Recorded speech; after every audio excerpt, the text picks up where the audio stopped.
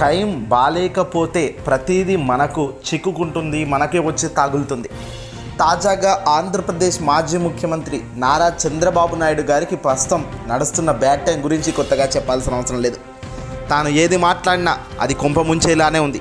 తాను ఏ కూటములతో జతగట్టినా వాళ్ళు సైతం నిండా మునగడానికే ఉంది. చంద్రబాబును జాకీలు పెట్టి ఎంత లేపాలన్న ఎల్లో మీడియా ప్రయత్నం అయినా సరే మొత్తం జాకీలే పర్రెలు బట్టి విరిగే పరిస్థితి ఉంది తప్ప చంద్రబాబుకు అయ్యే మంచి కానీ లబ్ధి కానీ ఏ కోశానా కనిపించడం లేదు. ఎందుకంటే ఆలోచన మంచిదైనప్పుడు ఆ దేవుడు కూడా తోడవుతాడు అంటుంటారు. మరి ఈ ఆలోచనే బాలినప్పుడు ఏ దేవుడు ఎందుకు తోడవుతాడో అన్నట్టుగా చంద్రబాబు పరిస్థితి తయారైంది. కేవలం రాష్ట్రంలో ముఖ్యమంత్రి కుర్చీ కోసం పడుతున్న ఒక యుద్ధంలో భాగంగా చంద్రబాబు నీచ కుట్రలు, ఆలోచన లేని మాటలు, ఎవరికి లెక్క చేయని పోకడతో వెళ్తున్నందుకు తాజాగా మరోసారి ఎన్నికల కమిషన్ సంఘం నోటీసులు జారీ చేసింది. ఎస్, టీడీపీ అధినేత చంద్రబాబుకు రాష్ట్ర ఎన్నికల సంఘం నోటీసులు జారీ చేసింది.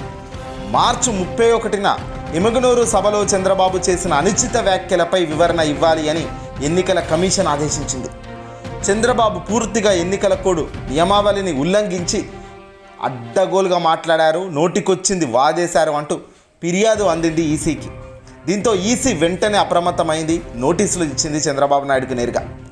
48 గంటల్లోగా అఫిడవిట్ రూపంలో వివరణ ఇవ్వాలి అని కూడా ఈసీ ఈ సందర్భంగా పేర్కొంది. లేదంటే ఎన్నికల పోటీ నుంచే దూరం చేసే ఛాన్సెస్ ఇక్కడ కమిషన్ కనబడుతుంది. ఎందుకంటే చంద్రబాబు ఏదైతే నియమావళి ఉల్లంఘించారో అది చాలా పెద్ద ఉల్లంఘన అన్నట. ఏకంగా వ్యక్తిగత విషయాలను టార్గెట్ చేస్తూ అధికార పార్టీ జగన్ గారిపై దూషించిన విధానం ఎమగనూరు సభలో వీడియో సాక్షిగా ఇప్పుడు దొరికిపోయింది. దీన్నే ఆంధ్రప్రదేశ్కు సంబంధించిన అధికార పార్టీ నేతలు ఈసీకి ఫిర్యాదు చేశారు. దీంతో ఇప్పుడు ఈసీ రంగంలోకి దిగింది. ఎన్నికల కోడ్ ఇచ్చిన నోటీసులకు ఎలాంటి వివరణ చంద్రబాబు ఇచ్చుకుంటారు అనే దానిపై ఇప్పుడు సర్వత్రా ఆసక్తిగా ఎదురుచూస్తున్నారు.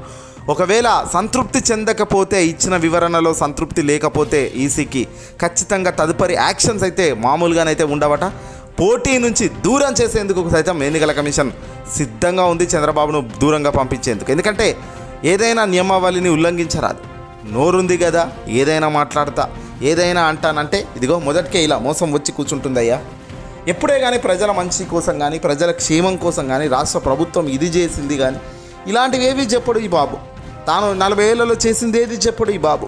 తాను గడిచిన 2014 కూటమిలో ముగ్గురు జతగట్టి గెలిచి ఏం సాధించారో, మరోసారి ఏం సాధిస్తారో గెలిస్తే అనేది చెప్పరు ఈ పెద్ద మనిషి. కానీ ఇవైతే పక్కా మాట్లాడుతుంటారు. ఈ వీడియోని అసలు లైక్ కొట్టి షేర్ చేయండి.